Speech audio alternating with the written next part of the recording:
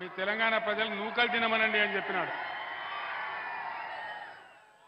దాంతో అందరం కూడా ఏమైందా తమ్ముడు ప్లీజ్ సౌండ్ ఏందా సౌండ్ చూడు. మొత్తం క్యాబినెట్ తెలంగాణ క్యాబినెట్ ఎంపీలు ఎమ్మెల్యేలు ఎమ్మెల్సీలు అందరం కూడా పోయి ఢిల్లీలో ధర్నా చేసినాం.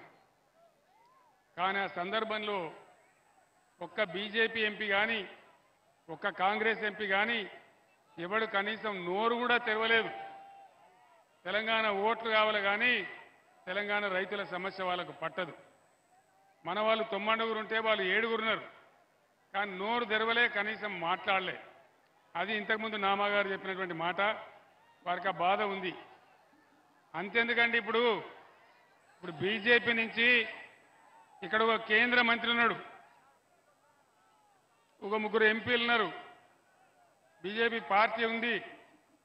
ఈరోజు నరేంద్ర మోడీ క్లియర్గా చెప్తా ఉన్నాడు, గోదావరి నదిని నేను ఎత్తుకొని పోతా తమిళనాడుకు కర్ణాటక ఇస్తాను మాట్లాడుతూ ఉన్నాడు. ఒక్కడన్నా మాట్లాడుతున్నాడా? కేంద్ర మంత్రి కిషన్ రెడ్డి మాట్లాడుతున్నాడా? ముఖ్యమంత్రి రేవంత్ రెడ్డి మాట్లాడుతున్నాడా? మరి ఈ దద్దమ్మలు మనకు ఎందుకు అని నేను అడుగుతా ఉన్నా. మనకు ఉన్నటువంటి ఒకే ఒక్క ఆశ గోదావరి. ఖమ్మం జిల్లాలో గత 50-75 సంవత్సరాల స్వతంత్రంలో ఎవరు కూడా ఆలోచన చేయలే.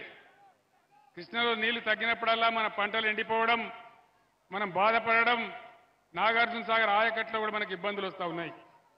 ఖమ్మం జిల్లా ఇబ్బందులు శాశ్వతంగా తీరాలని బ్రహ్మాండంగా దుమ్ముగూడెం ప్రాంతంలో సీతారామ ప్రాజెక్టు మనం కడతా ఉన్నాం.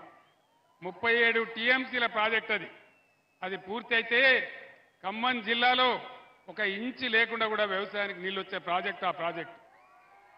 మరి పైన ఇచ్చంపల్లి దగ్గర ప్రాజెక్టు కట్టి నేను కర్ణాటకకు తమిళనాడు నీళ్లు తీసుకొని పోతా అంటే ఎందుకు వీళ్ళు మాట్లాడడం లేదు? ఇలా ముఖ్యమంత్రి రేవంత్ రెడ్డి ఎందుకు మాట్లాడడం లేదు? అదే నేను ముఖ్యమంత్రిగా ఉండే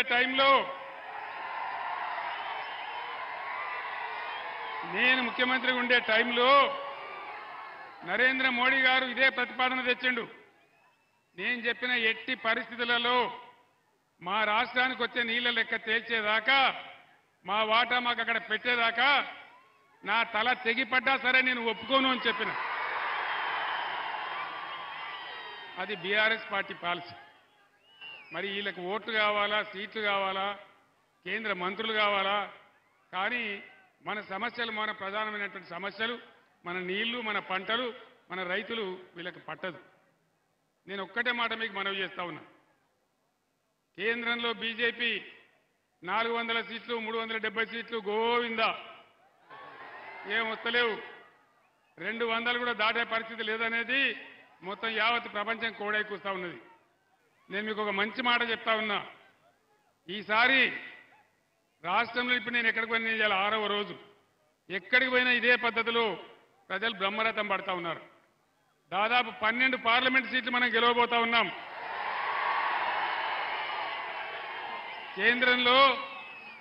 కేంద్రంలో సంకీర్ణ ప్రభుత్వం రాబోతా ఉంది. అప్పుడు ఏం జరుగుతుంది? మీరు నామాగారిని ఎంపీకి గెలిపిస్తే ఆ సంకీర్ణ ప్రభుత్వంలో నామాగారు కేంద్ర